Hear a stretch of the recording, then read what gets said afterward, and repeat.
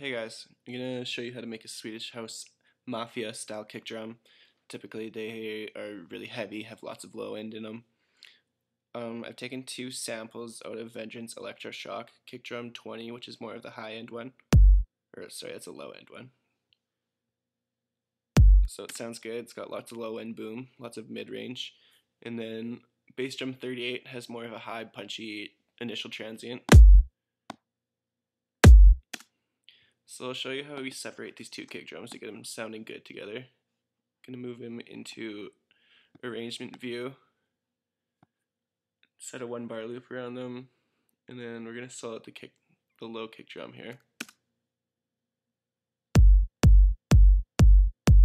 First thing you're going to do is right click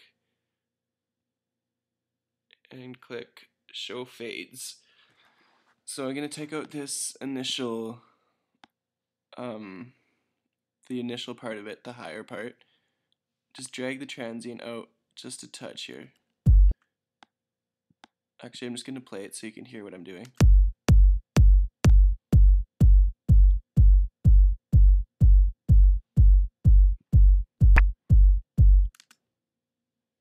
And then this kick has a little bit too much low end, so I'm going to take some of it out, but not all of it.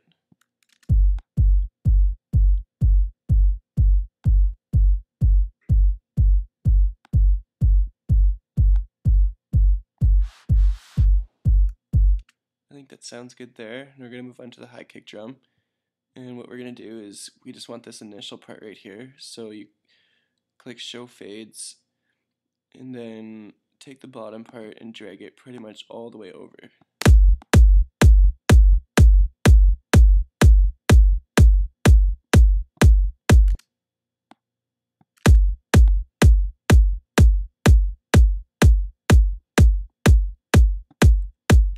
So right now we're just getting this initial part right here, this first little bit. So to make things easier, right click on the audio track and click freeze track and then flatten it.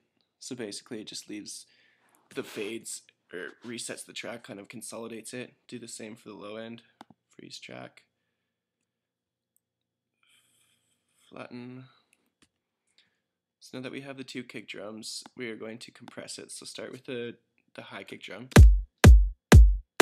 Find Ableton standard compressor. Switch it to Op2. I bring the attack to about 20 milliseconds or so. And then the release around 20 milliseconds as well. Bring the ratio up to about 3.1. That's good there. And basically I'm just going to pull down this threshold until I see gain reduction.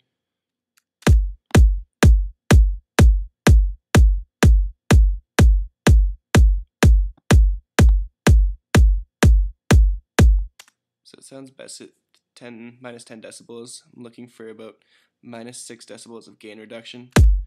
You can see on the right hand side here. After compression, I open up the EQ. I use the fab filter just like everyone else does. So right now we're going to take out some of this low end.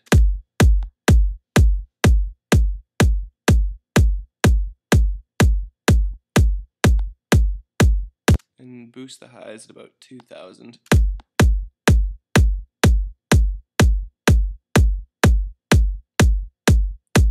Actually, it sounds better a bit higher. Every kick drum's different, so.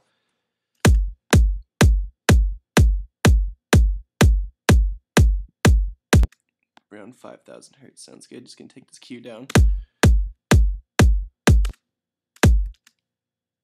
Sounds good for now. And then we're gonna move on to the low kick drum.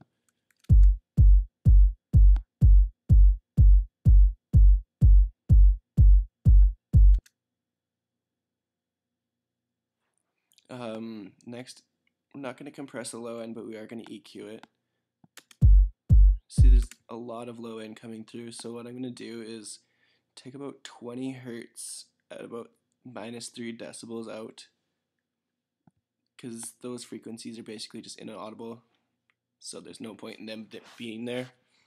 and then I'm going to cut it at about 50 hertz. Everyone thinks you should boost your kick drums, but this frequency can really mud up your whole mix.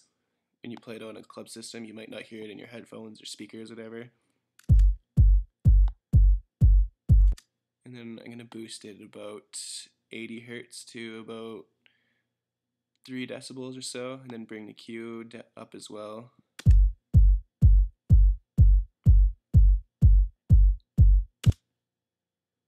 Alright, let's play them together. Just going to take the volume of the high kick drum down.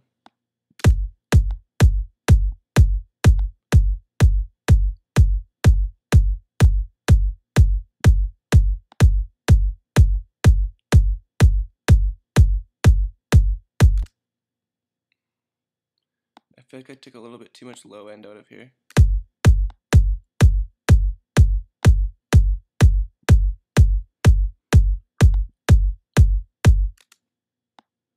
The next part, towards the end, this waveform of these two kick drums should be kind of matching. So what you want to do is now try and get these waves matching as best as possible. I'm actually just gonna transpose this a little bit. Just try and get it matching a little bit better.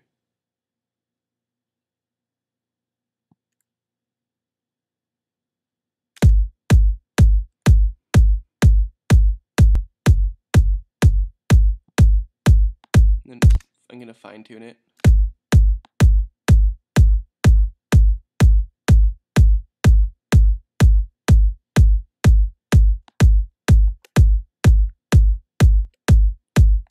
It's okay if it comes off towards the end. We just want these initial transients to match here. And once you have done that, you're pretty much done. I'm just going to grab both of them. Make sure you grab this little part too. Whoops.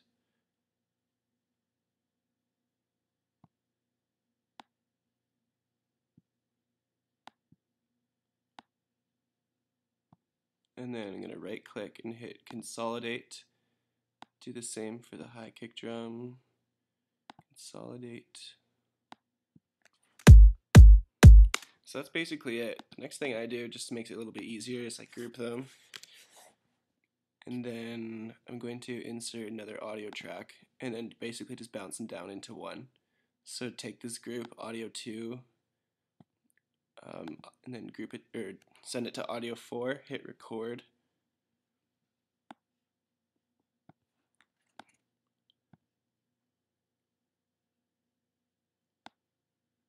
And then I'm just going to duplicate these for 1 bar, and then hit record, and you'll see it show up here.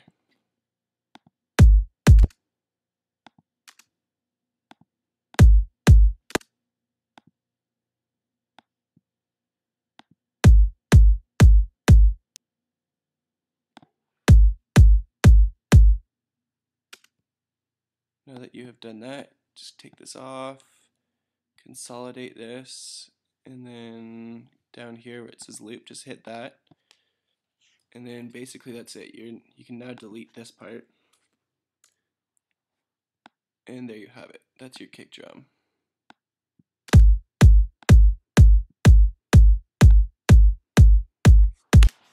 Obviously every kick drum's the same, so don't be afraid to just mess with a lot of the EQing. Try lots of different kick drums. Get samples from Vengeance, anywhere you can find them. Deadmau5's samples.